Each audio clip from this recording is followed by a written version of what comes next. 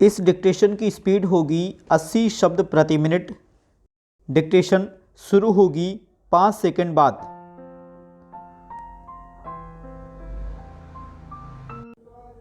Start.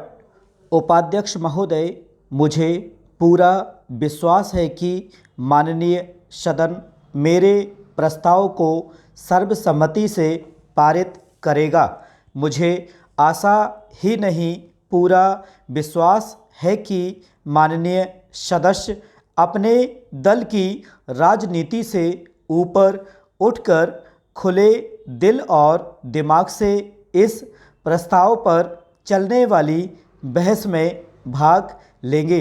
मैं इसी विश्वास के साथ अपने विचार सदन में रखने जा रहा हूं। भारत का इतिहास दुनिया के लोगों से छिपा नहीं है। भारत की भूमि से मानवता का संदेश आदि बहुत सी चीज़ें दुनिया में फैली हैं। एक समय था जब हमारी सभ्यता और हमारी शिक्षा की बातें पूरे संसार में हुआ करती थी। हमारे देश में वेद लिखे गए जिसने संसार को मानवता का संदेश दिया और कहा कि पूरे संसार को एक परिवार मानकर चलो। अभी हमारे माननीय सदस्य ने बताया और मैंने अभी देखा है कि सदन के भवन में भी ये बातें लिखी हुई हैं। पैरा। मैं यह अभिमान तो नहीं करता कि विद्वान केवल भारत में ही हुए, लेकिन शिक्षा के क्षेत्र में हम संसार के गुरु रहे हैं। हमने ही 4 अच्छी परंपरा संसार को दी। यदि इसी को मान लिया जाए तो पूरे संसार की जनसंख्या की समस्या हल हो जाती। लेकिन दुर्भाग्य से वह भारतवर्ष जिसकी शिक्षा ने पूरे संसार को प्रभावित किया, वही जाति की बुराई का शिकार हो गया। हो सकता है कि किसी समय इसकी आवश्यकता रही हो।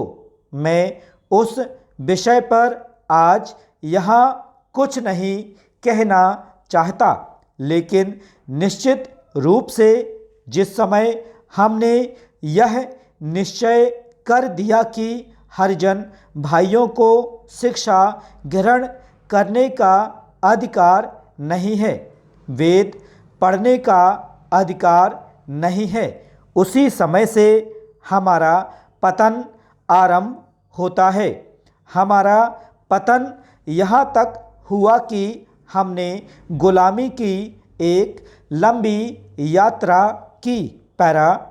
मैं इतिहास का विद्वान नहीं हूँ, लेकिन ऐसा सुनने में आया है कि जितने लंबे समय तक भारतवर्ष गुलाम रहा, शायद इतने समय तक दुनिया का कोई देश गुलाम नहीं रहा। थोड़े से अंग्रेज़ों ने ही हमें गुलाम बना लिया, लेकिन उस अंधेरे में एक उजाला आया। कोई 200 वर्ष पहले शिक्षा के बारे में सोचा गया। अंग्रेज़ों को इसकी आवश्यकता इसलिए थी कि भारत को लंबे समय तक गुलाम रख सकें। उन्होंने एक ऐसी शिक्षा प्रणाली चलाई जिससे कि उनको सस्ते क्लर्क और सरकारी नौकर मिल सकें।